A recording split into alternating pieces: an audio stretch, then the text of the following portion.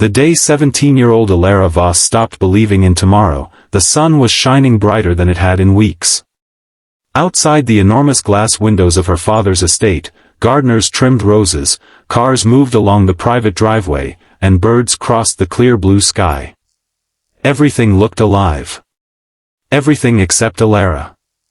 She sat silently in her wheelchair beside the window, staring at the world as though she no longer belonged to it. Her father, billionaire CEO Cashin Voss, had spent a fortune searching for specialists, rehabilitation experts, and innovative treatments, yet none of it had restored the hope that had once made his daughter laugh. Then, on an ordinary afternoon, a single father named Dorian Hale walked into their lives carrying nothing expensive, nothing impressive, and no promise that he could perform a miracle. He simply looked at Alara, saw the person everyone else had forgotten to see, and quietly told her that he would help her find her way forward. If you believe kindness can create second chances when people need them most, please take a moment to like this video, share it with someone who needs hope, leave a comment, and subscribe to Kindness Corner 2.0. Your support helps stories like this reach more people. Alara had once been the kind of girl who filled every room with energy. She loved photography, horseback riding, and spending afternoons exploring the countryside around her family's home. Her father remembered how she used to race through the garden with a camera hanging around her neck, capturing pictures of butterflies, old trees, and even the gardeners when they least expected it.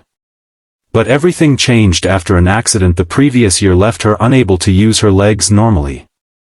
The months that followed were filled with hospitals, rehabilitation sessions, examinations, and endless appointments.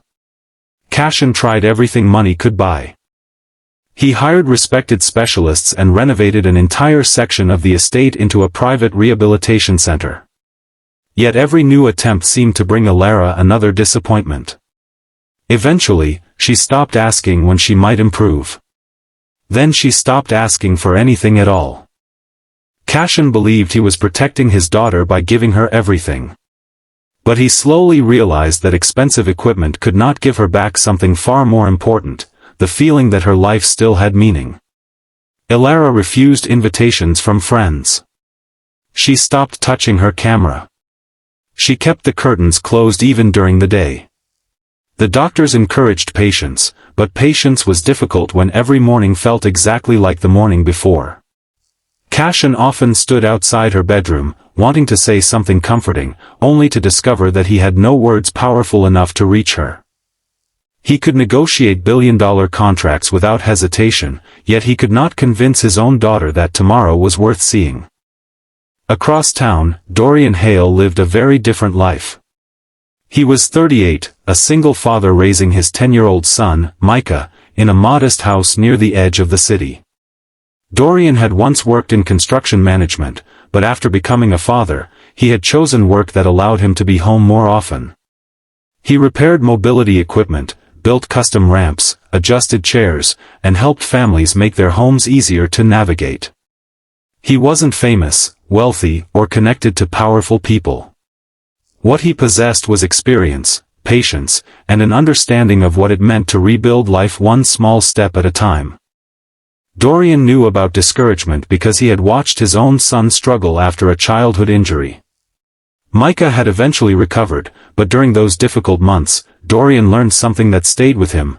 People often become stronger not when someone promises them everything will be easy, but when someone stays beside them while things are difficult. That lesson became the foundation of his work. He never treated the people he helped like broken objects that needed fixing. He treated them like people who deserved choices, dignity, and time. One afternoon, Cashin's estate manager contacted Dorian about modifying a wheelchair ramp near the garden. Dorian arrived in a simple gray work shirt, dark trousers, and worn boots. He expected to inspect measurements, complete the project, and leave. Instead, while walking through the bright garden, he noticed Alara sitting alone beneath a covered patio. Her camera rested untouched on a nearby table. Dorian paused, not because he knew who she was, but because he recognized the expression on her face. It was the look of someone who had stopped expecting anything good to happen. Dorian did not approach her with pity. He simply asked about the camera. Elara barely looked at him. She told him it belonged to her, but she hadn't used it in months. Dorian noticed that the lens cap was still on. He asked whether she wanted him to place it somewhere she could reach more easily. She shrugged. He moved it closer and returned to his work. That small action bothered Elara more than a speech would have. Everyone else who entered her life seemed determined to talk about her condition. Dorian had spoken about her camera. The next day, he returned to finish the ramp. Elara was in the same garden, looking toward a distant line of trees. Dorian noticed the sunlight passing through the leaves and suggested that the view would make a beautiful photograph. She told him she couldn't get the angle she wanted anymore. Dorian did not tell her that everything would magically become normal. Instead, he offered to help reposition the chair and adjust the camera stand. For the first time in months, Elara lifted her camera. The photograph was imperfect. The horizon was slightly tilted, and the focus wasn't exactly right. But when Elara looked at the image, something changed in her expression. It wasn't happiness yet. It was curiosity. Dorian saw it and smiled without making a big deal of it. Over the next several days, he began showing her small adaptations that could make photography easier. He helped create a lightweight camera support and suggested different positions from which she could capture the garden. Elara began taking pictures again. Cashin watched from a distance, unsure whether to trust what he was seeing. His daughter was spending more time outside. She had begun opening her curtains. She even asked one morning whether they could repaint the garden studio. But Cashin remained cautious. He had seen hope return before, only for it to disappear after another setback. Then came the day everything nearly collapsed again. Elara had entered a local photography exhibition online and submitted several pictures. She had secretly hoped that being selected would prove she could still accomplish something meaningful. Instead, her submission was rejected. The message was polite, but Elara read it as confirmation of everything she feared. She returned to her room, shut the door, and refused to speak to anyone. Dorian found her later in the garden. Her camera was sitting beside her, untouched. He understood immediately. He didn't try to convince her that rejection didn't matter. He told her that one person's decision could not define the value of what she created. Elara finally admitted that she was tired of people telling her to be strong. She didn't want to be inspirational. She wanted to feel normal again. Dorian listened quietly. Then he told her something she had never heard from anyone before: she didn't have to become the person she was before the accident. She could become someone new without losing the person she had always been. Those words stayed with her because they didn't demand perfection. They gave her permission to grow at her own pace. Cashin overheard part of the conversation from the doorway. For a moment, he felt defensive. He had spent millions trying to help his daughter, and a man who had arrived to repair a ramp seemed to be reaching her in ways he couldn't. But instead of becoming angry, Cashin finally understood the mistake he had been making. He had been measuring progress by what Elara could physically do. Dorian was measuring progress by whether she wanted to try again.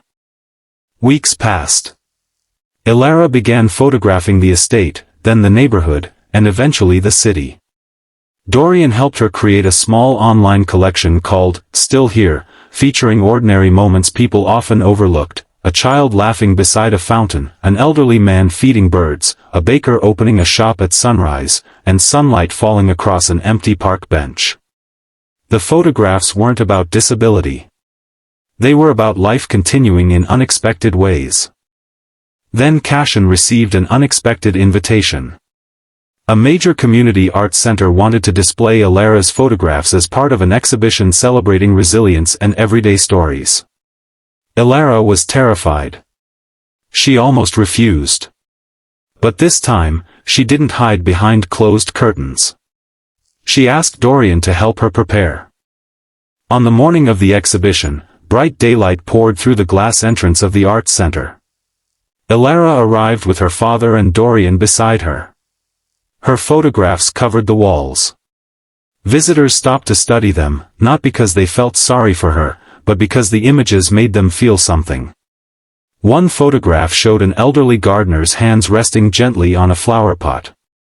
Another captured a little boy watching birds near a fountain.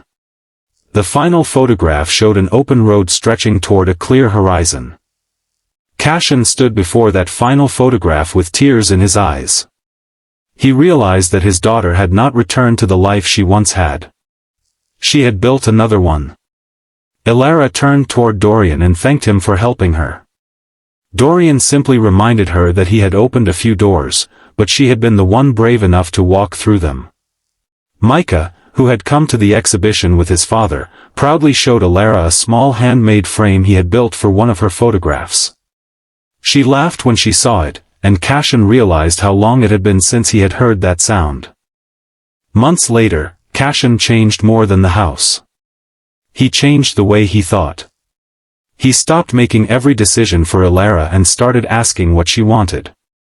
Together, they created a foundation that funded accessible art programs and adaptive creative spaces for young people facing major life changes. Dorian became one of its advisors, not because he had wealth or status, but because he understood something money could never teach. Sometimes the greatest gift you can give someone is not a solution, but the belief that their story is not over. Ilara eventually returned to photography competitions. Some judges rejected her work. Others accepted it. She learned to live with both outcomes. She discovered that success wasn't about proving that nothing had changed. It was about refusing to let change erase her future.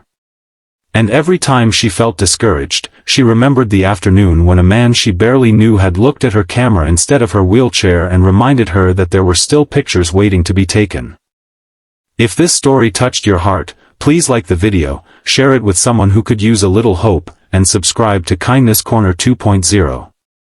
Sometimes one small act of kindness can become the beginning of a completely different life. Special request: before you leave, comment, "Hope has no limits," if you believe everyone deserves a second chance to dream. Because Dorian never gave Ilara a miracle.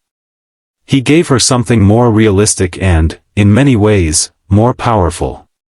He gave her patience when she was frustrated, encouragement when she doubted herself, and the courage to try again when the first attempt failed. And sometimes, that is what changing a life really looks like, not a grand rescue, not a perfect ending, but one person quietly reminding another that tomorrow is still waiting.